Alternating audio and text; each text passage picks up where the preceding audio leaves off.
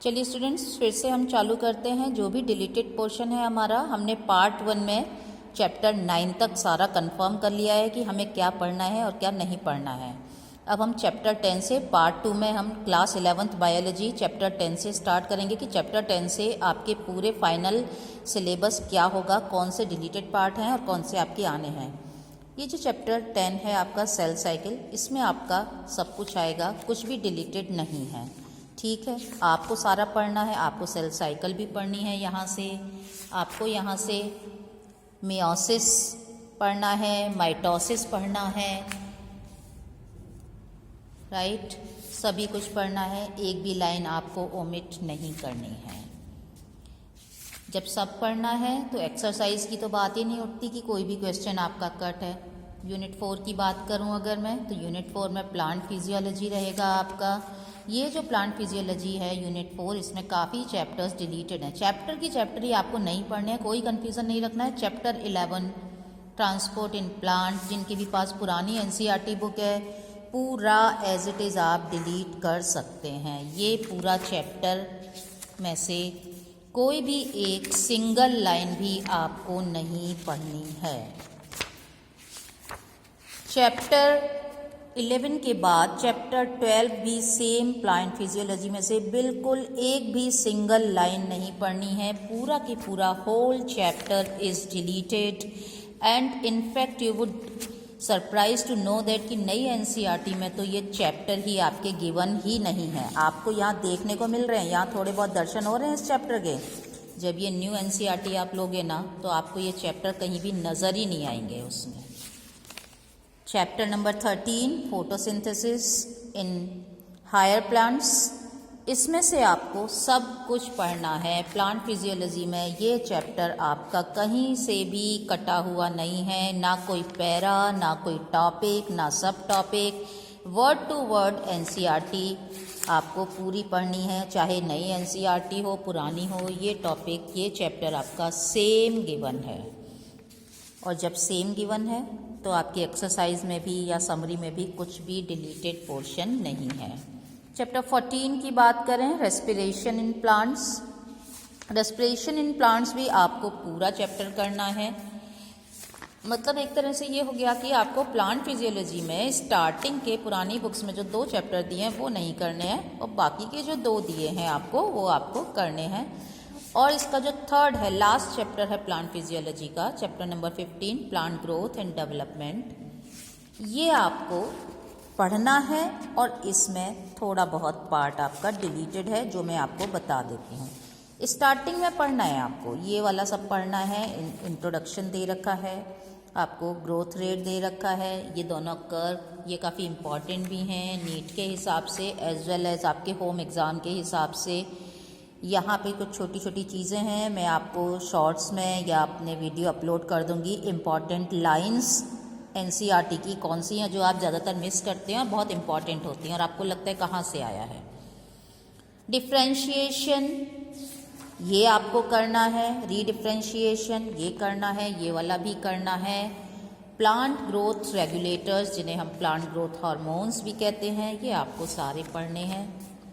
तो फिर बात होती है कि डिलीट क्या है। तो डिलीट है हमारा, यहाँ आ जाइए 15.5 फोटो पीरियोडिज्म। ये जो है ये आपका पूरा टॉपिक नहीं पढ़ना है। 15.6 वर्नलाइजेशन आपको नहीं पढ़ना है। इसीलिए आपका यहाँ पर जो इससे रिलेटेड जो क्वेश्चंस हैं वो भी आपको नहीं करने हैं। जैसे कि आपका यहाँ पे क्वेश्चन नंबर 5 है, वो नहीं करना है। फोटो पीरियोडिज्म एंड वर्नलाइजेशन के बारे में पूछ रहा है ये आपसे। 8th नंबर का है, ये भी नहीं करना है आपको। 10th नंबर का भी आपको नहीं करना है। आते हैं ह्यूमन फिजियोलॉजी में, यूनिट आपकी 5 ह्यूमन फिजियोलॉजी बिग रिलीफ। पहला जो आपका चैप्टर है, chapter number 16 digestion and absorption. पूरा चैप्टर, होल चैप्टर कट है। आपको इसमें से अगेन जैसे प्लांट फिजियोलॉजी के स्टार्टिंग के 2 चैप्टर कट हैं, आपको इसमें कुछ भी सिंगल वर्ड नहीं पढ़ना है। ज़रा भी नहीं सोचना है कि इसमें से क्या आएगा, क्या पता ये टॉपिक आए वो आए, ऐसा कुछ भी नहीं है। ये पूरा चैप्टर कट है। Chapter number 17 breathing and exchange of gases. Whole chapter आएगा, कुछ भी डिलीटेड नहीं है। छोटा सा चैप्टर है, बहुत इजी है, मज़ेदार चैप्टर है, आप आराम से कर लोगे।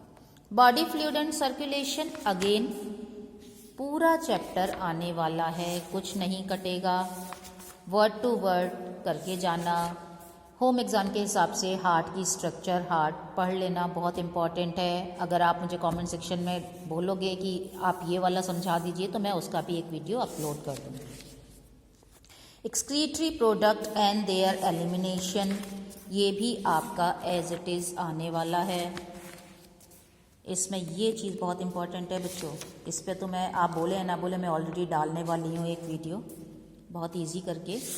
तो इसीलिए इसके भी क्वेश्चंस की बात नहीं आती कि भाई कौन सा क्वेश्चन कट होगा कौन सा नहीं होगा, सारे ही आपके करने हैं। Locomotion and movement, last year की अगर मैं बात करूं तो लास्ट ईयर लोकोमोशन और मूवमेंट में कुछ टॉपिक कट थे और कुछ आने थे जिनके बारे में बहुत बड़ा बवाल हुआ था। बट इस साल अगर हम बात करें 2024 का, अगर आप देने वाले हैं एग्ज़ाम और नीट आप 25 का देंगे, तो इसमें अभी तक तो ये डिसाइडेड है कि कुछ भी पोर्शन डिलीट नहीं है, आपको ये भी चैप्टर एज इट इज़ ही पढ़ना है। न्यूरल कंट्रोल एंड कोऑर्डिनेशन की बात करें तो यहाँ पे आपका न्यूरल कंट्रोल एंड कोऑर्डिनेशन में आपका ब्रेन है, उसको आपको ढंग से पढ़ना है। यहाँ पे आपका पूरा ब्रेन तक पूरा पढ़ना है, मीन्स स्टार्टिंग से लेके आपको human neural system, generation and conduction of nerve impulse, ये सब आपको पढ़ना है और अप टू द ब्रेन, यहाँ तक आपको करना है ब्रेन तक, ठीक है। ब्रेन के बाद आपका चालू होगा यहाँ पे 21.5 reflex action and reflex arc, ये आपको बिल्कुल भी नहीं करना है, होल टॉपिक डिलीटेड।